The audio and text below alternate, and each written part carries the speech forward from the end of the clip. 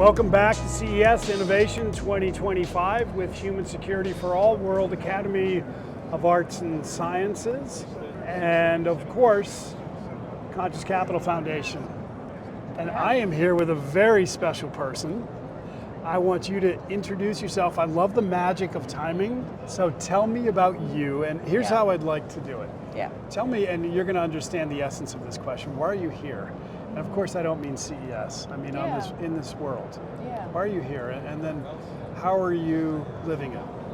I feel my job is really just exactly to do what you just said earlier, to be present, to pay attention, to use that to guide me, and to be present for conversations that open up and support others, whatever they want to bring to the world. So tell me some of the things that you've been doing lately. So I've been, the past at least 5 years, I went deep and did some research. My research focuses on indigenous ways of knowing in leadership and coach education in particular. And I've been just planting seeds, and the seeds have been exactly this, to cultivate global consciousness and uplift humanity and ways of being and bring them in spaces where sometimes the visible is not just enough. We need the invisible or other ways of knowing, or more than human ways of knowing, which are our ways of knowing. They're not any different, but we need to tap into them. And the timing of tapping in now is extraordinary. And in the advent of AI, and you have massive replacements and a disruption in jobs and purpose for humanity, the concern that I have is that if we don't move forward with the elevation of consciousness and really focusing in on that, of which one of those is the expression of our own purpose and why we're here, we could be running into the biggest mental health crisis that we are, aren't we? I mean, we are in that crisis, but this can accelerate it even more. I was just talking to a young guy today, and he said, I was asking how is he using AI, and he said, well, I'm using actually to formulate emails, because it's easy for me just to dump information and it creates it for me, and it's boom, done. And there's nothing wrong with that. I used AI for my own research when I want to formulate thinking and maybe there's another perspective. The point is, what is happening in that process? Because the quickness never moves us faster. We have to slow down.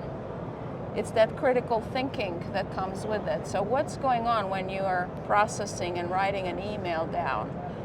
You're thinking. Very interesting. You are articulating. You are also connecting in the field with the person who you're sending this email to. The inner technology. We're building a different kind of network. And I think if we're just relying on AI, it is a disruption. I'm not saying it's bad or good, but we're disrupting the network. Different kinds of networks are coming into play. So how do we fix it? I mean, if I can have the best email in the world written and I tell it to write it for me, who's going to write an email anymore? How do we fix this? Or do we embrace the fact that somehow this is the new normal? I feel that this is here and it's here to stay. I think we juice it up. We juice up with our inner technology. We bring the dream work. We bring the spiritual work. We multiply the ways of knowing. So we're moving from knowledge to wisdom. To wisdom. We teach intuition. We teach early on. Start in the school system. So we have to juice that up. We have two tracks. We've got one network of AI, and we've got to strengthen our network of humanity and humanity with others. And I think we're doing that in parallel. Thanks for being here, and thanks for what you do, thanks for making the world a better place. And we're just warming up, so we're going to get together. And thank you for your time. Thank you again. It's been beautiful. I know you're going to be good with it, but how about a hug? Of course, I'd love a hug from you. Perfect.